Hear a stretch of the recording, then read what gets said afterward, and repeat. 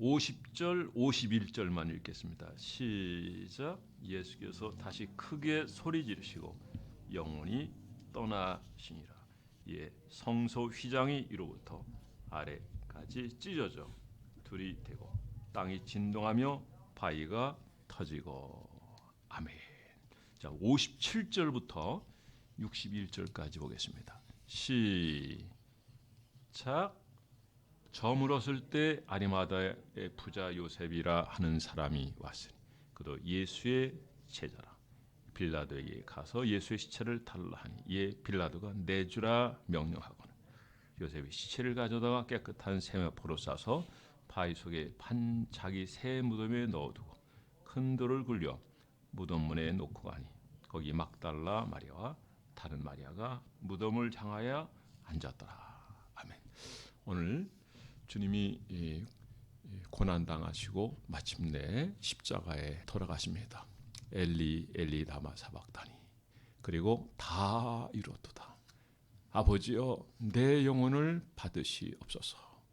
다 이뤘다. 구원을 다 이룬 줄 믿으시 바랍니다. 그리스도께서 한 번 죄를 위하여 죽으사 의인으로서 불의한 자를 대신하셨으니 이는 우리를 하나님 앞으로 인도하기 위함이다 라고 성경은 말하고 있습니다. 주님이 십자가에 못 박힌 시간은 제3시예요. 오전 9시고 그 다음에 제6시면 6시간을 더하면 12시죠. 우리 시간으로 12시에 흑암이 덮이게 되고 오후 3시에 운명하시게 되고 이때 가상 7원이 계속 이어져 나오고 마침내 다 이뤘다. 내 영혼을 받으시옵소서. 그런데 이때 어떤 일이 벌어지냐면 성소의 휘장이 갈라지죠. 자, 이거는 구분하는 거거든요. 이 성소의 휘장이 왜 중요한가 하면 하나님의 법궤를 감싸고 있기 때문에 이 휘장이 너무 중요한 거예요. 그런데 사람이 찢은 것이 아니라 하나님이 찢으셨다는 거죠. 이게 한 비트가 한 이 정도 되는데 60비트예요. 그러니까 60비트 정도면 이 휘장 높이가 어느 정도 되냐면 18m. 한번 상상을 해보세요. 요거 한 잘해야 3.5m밖에 안 돼 이거. 그 18m 엄청 높은 거 이게 성막이 작은 게 아니에요, 여러분. 성막이 작은 게 아니에요.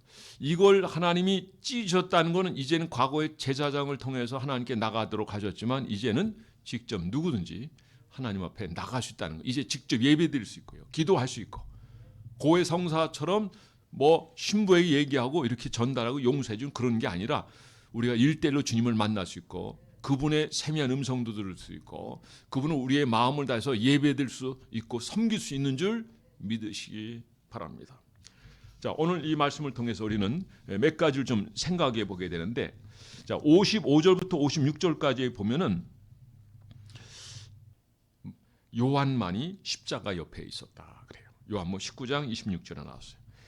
여인들 중에 막달라 마리아, 야고보와 요셉의 어머니 마리아, 세베대의 아들의 어머니가 있었는데 이들이 멀리 떨어져 있었어. 가까이 오지 못했어요. 가까이 있다가 어떤 일이 당할지 모르니까. 그러나 그들의 마음은 예수님 곁에 가고 싶었을 겁니다. 그러나 여인들의 마음이기 때문에 참 많이 두려워도 했을 거예요. 그래도 이들이 그 이후에 보면은 얼마나 충성스럽게 주님을 섬기는지 몰라요.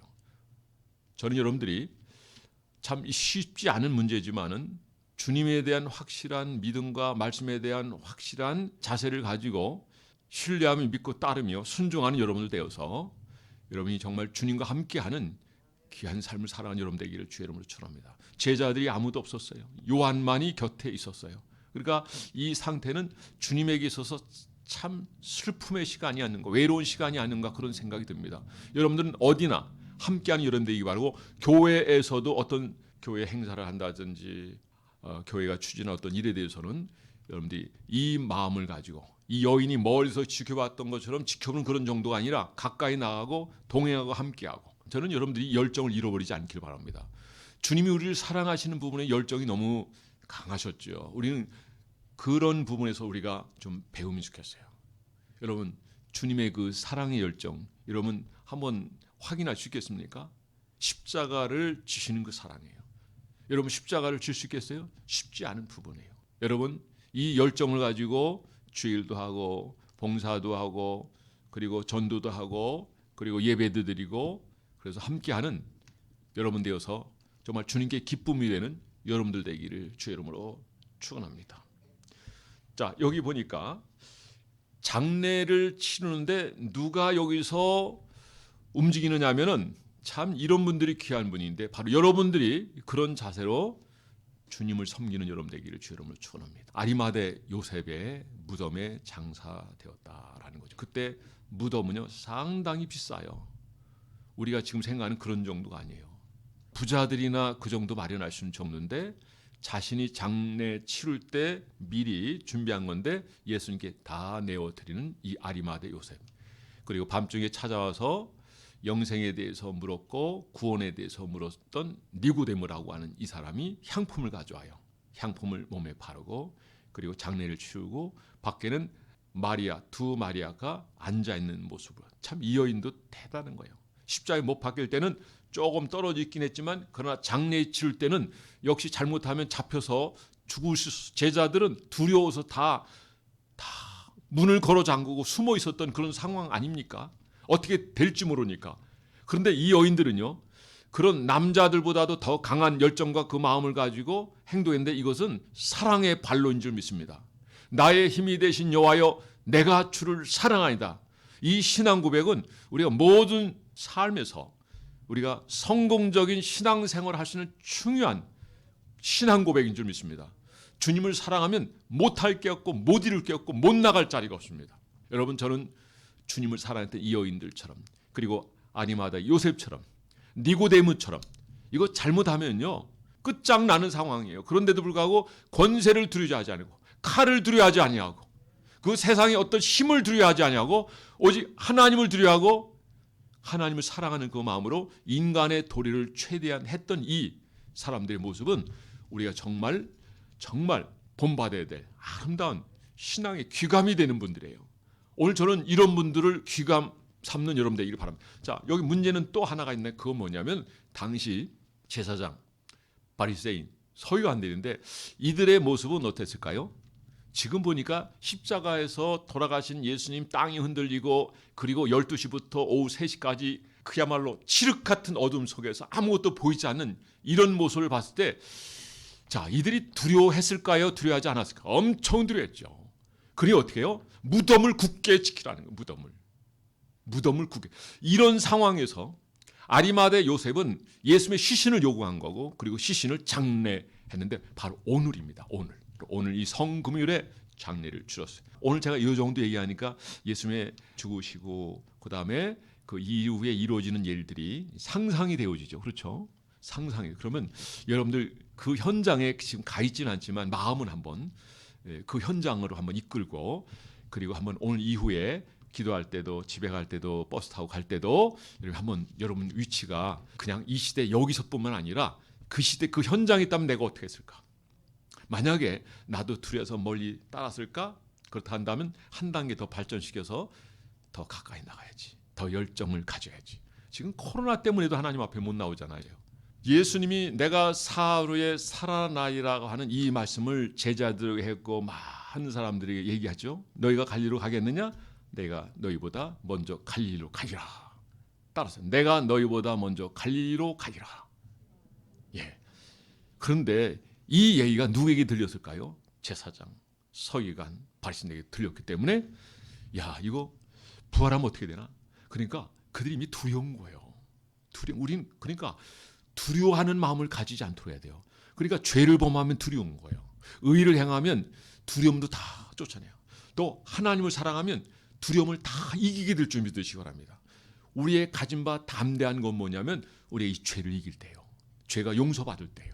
자, 이들은 근데 예수를 그 메시아를 십자가에 못 박았기 때문에 만약에 부활한다고 한다면 이거 우리는 엄청난 어려움을 겪게 될 거다. 그래서 어떻게 해요? 그들이 무덤을 큰 돌로 막고 흔들리지 않게 하고 군사들로 굳게 지켜라. 그런데 어떻게 되세요? 제3일에 부활한 줄 믿습니다. 자, 오늘 여기까지만 하겠습니다. 여러분들은 이 가정도 너무 은혜스러운 거예요.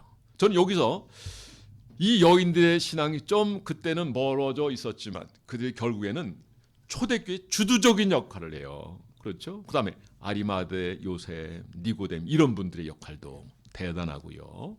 그다음에 여기서 잊지 말아야 되는 거는 우리가 주님이 돌아가셨다고 해서 끝나는 것이 아니라 그분이 우리에게 주신 말씀을 신뢰하고 믿는 이것이 중요한 거예요. 다 이뤘다. 구원을 다 이뤘다는 거죠. 주님이 예수님을 외면할 정도로 칠흑 같은 그 어둠 속에서 주님은 홀로 남겨둔 것처럼 우주의 고아처럼 이렇게 된 거는 바로 저와 여러분을 구원하기 위해서요.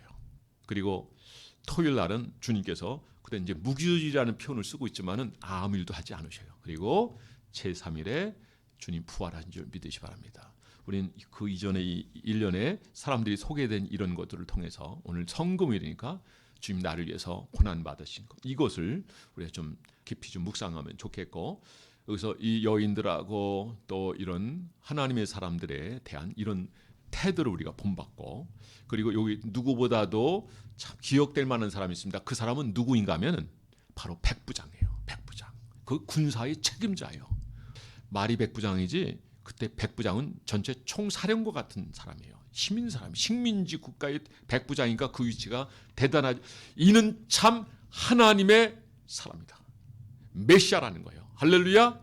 여러분들도 오늘 이런 1년의 과정을 보고 또 21일간의 메시지를 통하고 특히 지난 한 주간 동안의 고난주간을 보내면서 들었던 그 말씀을 통해서 주님이 어떤 분인가, 그분을 우리가 그냥 단순하게 영접하는 그런 정도에서 그냥 교회 왔다 갔다 하는 그런 신앙 정도로 한다면 이제는 확실히 주님을 붙드시고, 여기 아리마대 요셉 니고데모처럼 자기 모든 것을 주 앞에 내놓을 수 있고 쓰임 받았던 것처럼 여러분도 주 앞에 헌신하고 앞으로 일생을 여러분들이 주님 앞에 드려진 삶을 통해서 하나님 앞에 존귀하고 귀하게 세워지고 쓰임 받는 여러분들 되기를 주의 이름으로 축원합니다.